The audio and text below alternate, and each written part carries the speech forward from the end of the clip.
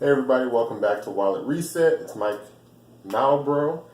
Today we're going to talk about how to create a content calendar for your blog, okay? So this is really important, especially for beginners, because when you're first starting out, a lot of people tend to have a hesitancy towards just being consistent and marking down like a specific, like, okay, this is what I'm going to do on these days.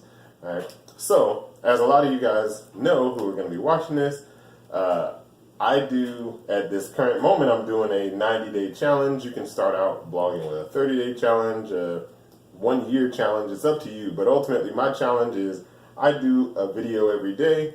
You can do the same thing for blogging on a regular blog, and it actually helps you to spur some traffic, spur some, you get a lot of content out there. People will notice.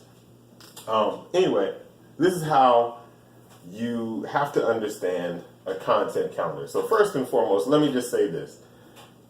People tend to do one of two things, right? They either bite off way more than they can chew early, right? Which is like, oh, I'm going to post every single day. I'm going to post a 2,000 word article every day. Unless you are a speed writer, you're probably going to fail somewhere along like day 5 to day 12 or something like that. I'm just throwing out numbers. I don't really know what day. But ultimately, don't bite off more than you can chew early on. And at the same time, another thing people do is they get this whole mentality of like, oh, 4-hour work week. So I want to work 4 hours a week. And I want it to be, you know what I mean, a business. And you really can't start out like that either. All right. So what I want you to do is understand this. All you have to do when you create your content calendar, before I say this, let me just give you an example of what I do for my content calendar at my job, because you already know I do a video every day here, right? So at my job, I blog, right? I do social media. I also have to research content, right? Find new articles, right? Trying to think of everything I do. That's pretty much it. There's not really that much into it, right? So research, social media, and the blog. The research directly feeds the blog, right? So I post once a week, right? One post a week, right? So that is my goal for my work blog. All right. Now, outside of this one post a week, I have to do social media posts. So I find other content online. I go to canva.com, right? Canva is a tool that I use to create my social media posts, right? It's basically image software. You can edit images on canva.com. I make a couple of images. I post those up, and I make them actually for the blog, and I make a couple for social media as like ads and stuff like that. All right, and the research is really the hardest part because you have to research keywords, make sure that you're writing in a way that at least will give you an opportunity to get in front of the right people. All I do is I really find the topic that I want to talk about. I get a couple of keywords, and then I go. I don't make this into a huge deal. What is a huge deal, though, is I make sure that my keywords, I make sure that I do research on the information that I'm going to be talking about. So I'll read blogs, I'll watch videos, I'll go on social media, see what people are talking about, and I kind of gather information here and there. Plus, I'll jot down on a piece of paper questions that people are most likely going to ask, and all of that gets jumbled into my first draft, right? My first draft is basically just a whole bunch of junk that I put together, or a whole bunch of like notes that I put together, and then I put a side-by-side image of the junk that I put together, and then I'm going to write on that other side. All right, so now here's what I do, right? My blogs are typically done Monday, right? So on Monday of every week, I want to publish a blog. That means that Wednesday and Thursday, I do my research, right? Tuesday is when I do my social media. Why is that? Well, because my blog is done, and I have something to do. So technically, I do my social media 2 days. I do it Tuesday and Wednesday because it takes about 20 minutes, 30 minutes. All right.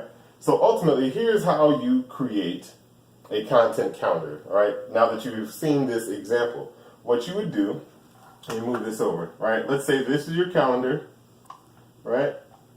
And what you want to do is find out what you're going to be doing, right? Which for me is these three things, and you just want to write in what you're going to be doing on certain days, right?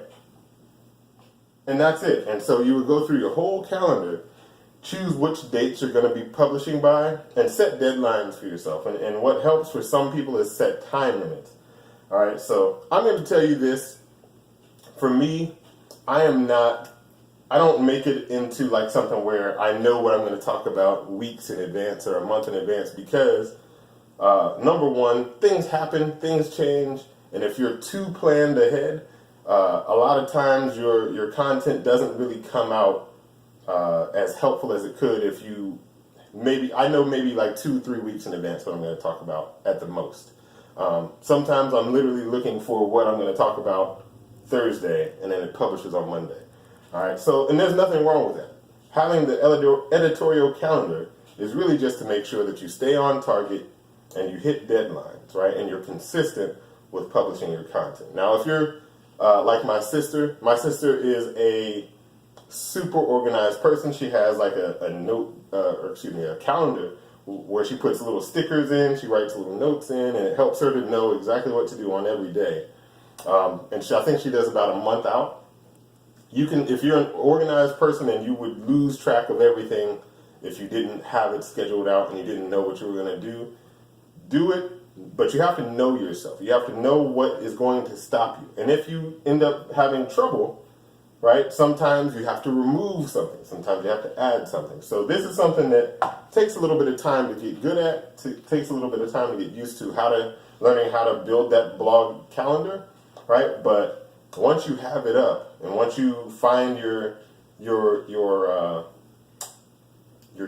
I don't know what to call it. But once you find that balance of like, okay, this is getting good, I'm getting some momentum, there's going to come something that wants you to make a shift, right? Now, every shift that you make in that calendar has to be well thought out to the point where sometimes it's just going to not be worth it, right? So you have to be once you write it in the calendar, it's there, right? And unless you can switch it with something else, that's it. I would say don't negotiate with the calendar, all right? Hopefully you got something out of this video. If you have any questions, leave a comment down below. Give me a thumbs up if this helped you out. And be sure to subscribe because more videos like this and maybe even more helpful for you are coming out soon. All right, it's been fun. Mike Malbrough. Thanks for watching.